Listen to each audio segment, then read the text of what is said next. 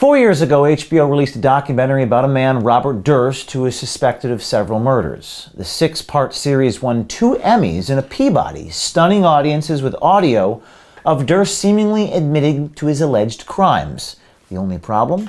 A full transcript of what Durst actually said recently became public and shows that HBO selectively edited, remember that? Selectively edited his words.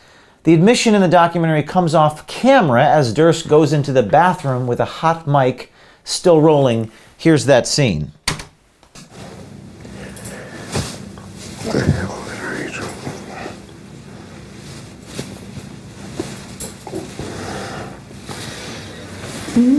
doing?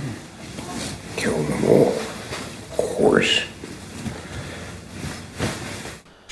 Some pretty damning lines spoken by the suspected murderer, if in fact he said that, and if in fact that was even in context, or even in that order. But take a look. These 2 lines, killed them, of course. What the hell did I do? There's all this stuff they edited out in between, which is outrageous. I mean, this show won an Emmy for editing, and they just took out all this stuff in the middle. I want to do something new. There's nothing new about that. He was right, I was wrong. The burping, I'm having difficulty with the question. They just completely took that out and juxtaposed these 2 lines together. We have never done anything as egregious like that in our entire careers. Now, this is not the first time we've seen egregious, selective, and deceptive editing from the mainstream media only when the raw is provided. Sometimes they don't provide the raw. Sometimes we have to go out and get the raw. In 2017, CNN had a voter panel with one of the individuals on the panel, the man in the middle there, took it upon himself to record the audio of the entire raw interview, but CNN doctored the tape and omitted relevant context. Check this out. Billy, are you sticking with that you've seen busloads or no? I have seen busloads. I guess I can't cite the busloads that I've seen and where I've seen them and stuff, but on television I've seen it. So when the man starts talking about on television I've seen it, CNN cuts the piece, but his audio recorder on his phone was still recording, and CNN neglected to show you what happened in the next few moments. I guess I can't cite the busloads that I've seen and where I've seen them and stuff, but on television I've seen it. And I mean, has anybody looked into like what James O'Keefe has done when he went undercover to these various polling places? That was voter registration. I know, but he went in and basically was ready to vote as somebody else. Nobody asked for ID. I was actually a poll watcher in New Jersey, and I saw what was going on there. There were college students voting, and there was basically you use a. They live somewhere else. That's right. Or you use a provisional ballot, and it's never challenged. They just put it right through. I mean, this is common.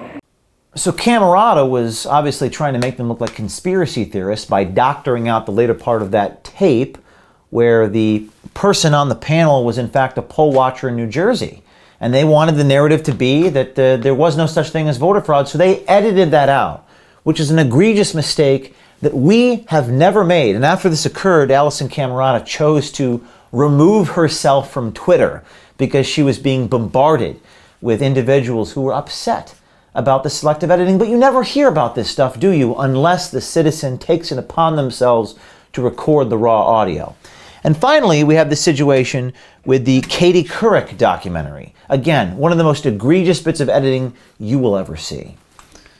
Let me ask you another question. If there are no background checks for gun purchasers, how do you prevent felons or terrorists from purchasing a gun?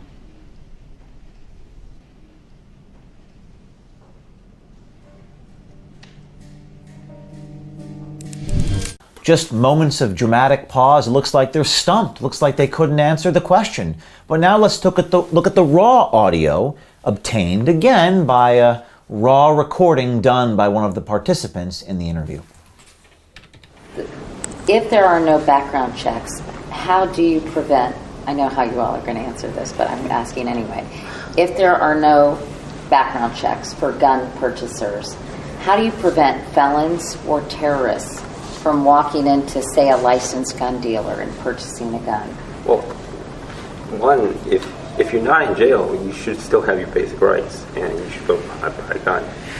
So if you're a terrorist or a felon? If you're a felon and you've done your time, you should have your rights. So the lesson is we obviously cannot trust the mainstream media unless they show us the raw. They're not willing to show us the raw because that's the whole point. They want to doctor footage to make people look bad, to get ratings, clicks, and influence and prove some political narrative that doesn't happen to be true.